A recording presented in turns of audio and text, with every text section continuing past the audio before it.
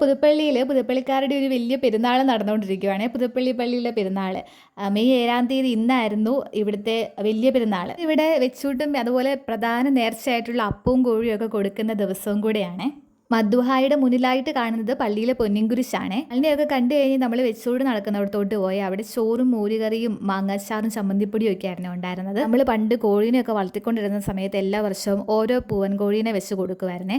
അങ്ങനെ എൻ്റെ അനിയൻ LKG UKG പഠിക്കുന്ന സമയത്ത് അവനെയാണ് സ്ഥിരമായിട്ട് ഞങ്ങളുടെ വീട്ടിലൊരു പൂവൻ കോഴി ഓടിച്ചിട്ട് കൊത്തും, ഒരു വെള്ള പൂവൻ കോഴി. നമ്മൾ ആ വർഷം കൊടുക്കാൻ വെച്ചാൽ വേറൊരു പൂവനെയാണ്.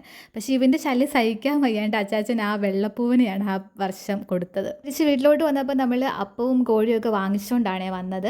ഒരു 3 മണിയൊക്കെ കഴിഞ്ഞിട്ട് ഈവനിങ് നമുക്ക് ഫ്രീ ആയിട്ട് അവിടുന്ന് നേർച്ച വിളമ്പലൊക്കെ ഉണ്ട്. പക്ഷേ ഞങ്ങൾ രാവിലെ പോയത് കാരണം അവിടുന്ന് വാങ്ങിച്ചുകൊണ്ടാണ് കേട്ടോ വന്നത്. ഒരെണ്ണത്തിന് ഒരു കവറിന് 100 രൂപ വെച്ച് നമ്മൾ കൂപ്പൺ വാങ്ങിച്ചിട്ട് കൗണ്ടറിൽ പോയി വാങ്ങണമായിരുന്നേ.